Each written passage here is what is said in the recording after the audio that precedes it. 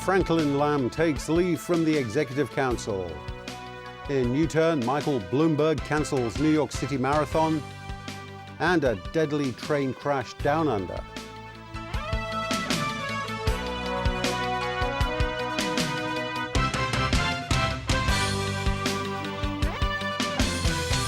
Good evening. Franklin Lam has taken a leave of absence from the Executive Council. The EXCO member has come under fire for selling 2 flats before the government announced measures to cool the property market last week.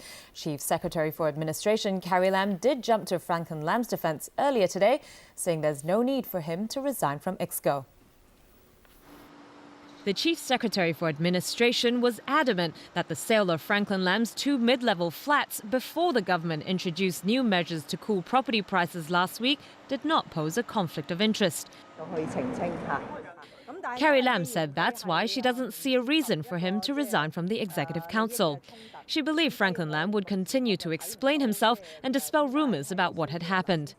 The Chief Secretary also pointed out that the Chief Executive, Financial Secretary and many EXCO members have all vouched for Lam that he would not have known about the measures beforehand. EXCO convener Lam Woon Kwong did urge the councillor to clarify the matter. The EXCO convener believes claims that Franklin Lam had used insider information do not stand, but thought the embattled EXCO member should consider how to better explain himself regarding the arrangements and procedures of the transactions. National People's Congress Standing Committee member Rita Fan agreed that Franklin Lam needs to clear up any doubts the public may have about him. But she said it's understandable that he isn't politically sensitive enough because he's new to public service. The government announced this afternoon Franklin Lam has taken a leave of absence from the Executive Council. Chief Executive Leung Chun-ying has accepted the request.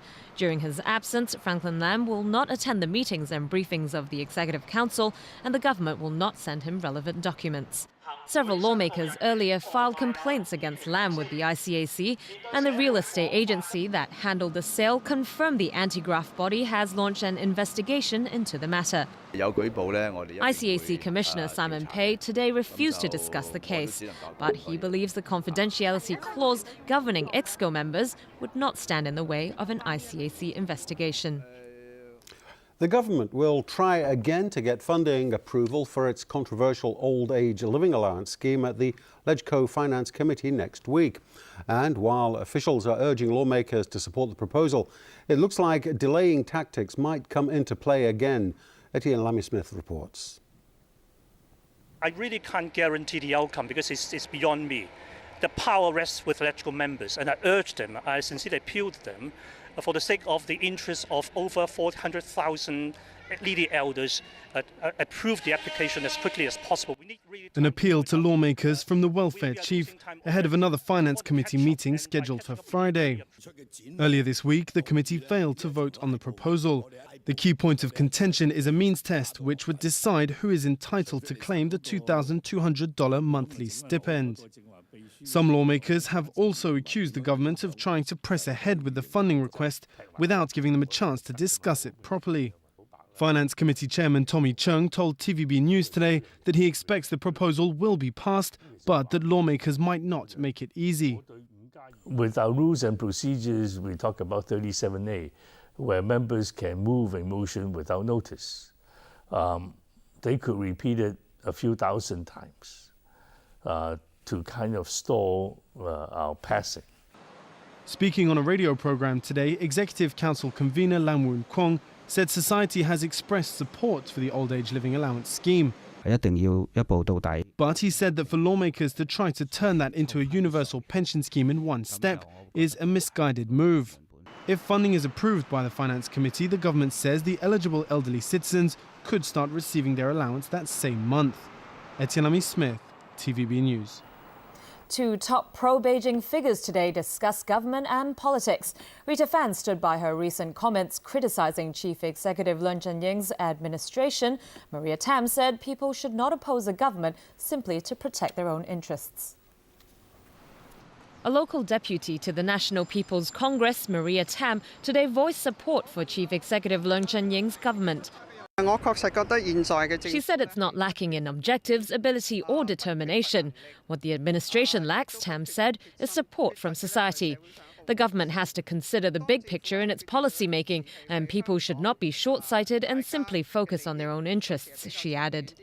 With a new batch of MPC deputies soon to be elected, Tam hopes those members will stand up for the SAR administration. Meanwhile, another top pro-Beijing figure, MPC Standing Committee member Rita Fan, defended her recent comments criticizing Leung's government. Fan said she has always been honest and a straight shooter and insisted she would not change her stance just because of the upcoming MPC election. Saying there's no point for her to worry about such criticisms, she made clear if people don't like what she says, they have the right not to vote for her. The current term for MPC deputies will end in March 2013. An electoral council of about 1,800 people will then vote for 36 deputies to represent Hong Kong in the country's parliament. Turning overseas now, and in an about-face, Mayor Michael Bloomberg has cancelled the New York City Marathon. He was hoping that the event would inspire the Big Apple after the devastation of Superstorm Sandy. But that sparked outrage among those hit hard by the storm. The number of dead in New York City alone has risen to 40, and the US death toll has now hit 102. James LaGiulia reports. The New York City Marathon was canceled yesterday by Mayor Michael Bloomberg after mounting criticism that it was not the right time for a race, with the region still recovering from the effects of Superstorm Sandy. With people in storm-ravaged areas shivering without electricity, many New Yorkers recoiled at the prospect of police officers being assigned to protect the marathon, storm victims being evicted from hotels to make way for runners, and big generators humming along at the finish line tents in Central Park. Five-borough nature of the race is symbolic. It's symbolic of the unity that we feel in New York under the best of circumstances. And I think generally the unity that is felt in New York around the running of the marathon. And as I said, this year there was not unity around the marathon, anything but. It had not become unifying, it had become divisive, and you can't have the marathon if it's divisive. About 47,500 runners from around the world had been expected to take part in the race tomorrow. It had been scheduled to start in Staten Island, one of the storm's hardest hit places. Staten Island suffered the highest death toll of all New York City's boroughs. The dead here included two young brothers who drowned after they were swept from their mother's arms by the swirling sea. Yet days after the waters receded, residents feel ignored and forgotten. People living in their cars waited to get to one of the few gas stations with fuel. To get out of Dodge, I'm trying to get some gas in my car. I'm getting out of the city. The city don't love me. U.S. Homeland Security Secretary Janet Napolitano visited Staten Island yesterday, touring a shelter and a Red Cross distribution center, where storm victims lined up to get food, water, and clothing. The storm also hit New Jersey hard. Residents of Little Ferry have been struggling to clean up sewage and debris. More than 2 million people in New Jersey were affected by power outages this week as electricity service companies tried to repair the grid. James LaGiulia, TVB News. US President Barack Obama has accused Mitt Romney of scaring voters with lies, while the Republican challenger warned of political paralysis and another recession if Obama wins another term. And a highly anticipated American jobs report out yesterday failed to jolt the fiercely close race. The unemployment rate edged up slightly to 7.9% last month, but the number of jobs created, 171,000, was higher than expected. NBC News reports. Charging into the campaign's final weekend, each candidate tried to frame the latest unemployment report to his advantage as either a sign of economic progress. This morning we learned the companies hired more workers in October than at any time in the last 8 months. Or stalled growth. Today we learned that it's actually 7.9%, and that's 9 million jobs short of what he promised. Analysts say both men make valid points. There's no question we've come out of the spring lull where the economy nearly stalled out, and we have reaccelerated from that, and that's the good news. The bad news, of course, is that the threshold we're trying to clear here is pretty low. In Wisconsin, delivering a speech advisors touted as his closing argument, Mr. Romney indicted his opponent's record. Candidate Obama promised change, but he couldn't deliver it. I promised change, but I have a record of achieving it. And in 4 days promised a fresh start. I'll lead America to a better place, where confidence in the future is assured, not questioned. This is not a time for America to settle. Still, both candidates' electoral fortunes may rest on Ohio. Ohio, I'm betting on you. I'm betting on you. Today, accusing Mr. Romney of running deceptive ads on the auto industry that imply Jeep is moving American jobs to China. To build Jeeps in China. Ads even the automakers have dismissed as untrue. You don't scare hardworking Americans just to scare up some votes. Do you want a president who's going to actually tell you what he believes and what he thinks, or somebody who's going to...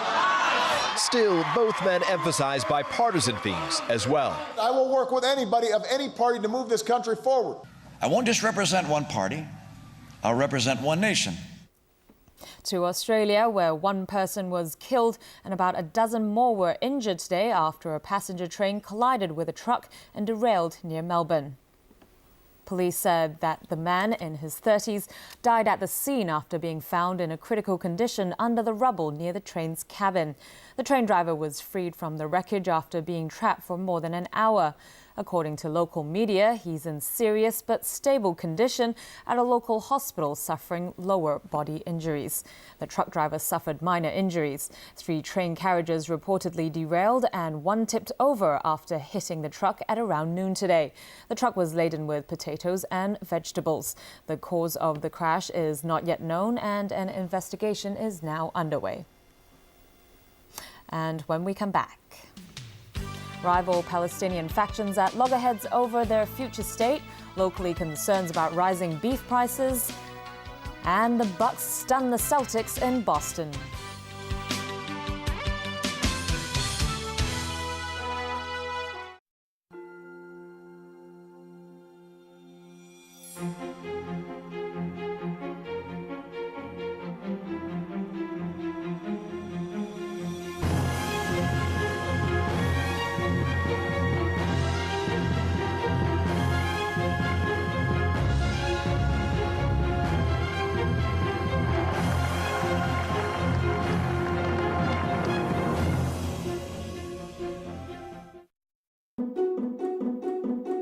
Ears are weird. I don't know what shape that is, but it's not round. So why would headphones be round? They should be shaped like this. Ear-shaped. You know, so they fit in your ears.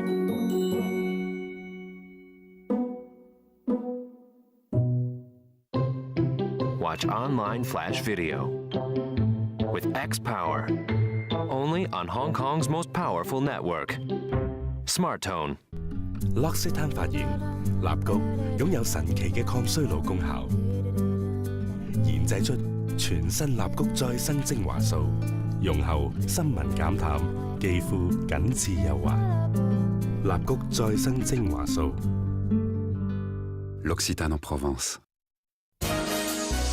揀內衣同揀鑽石一樣，表面上優劣難分。我要做咗個閉目測試。呢款唔得，呢款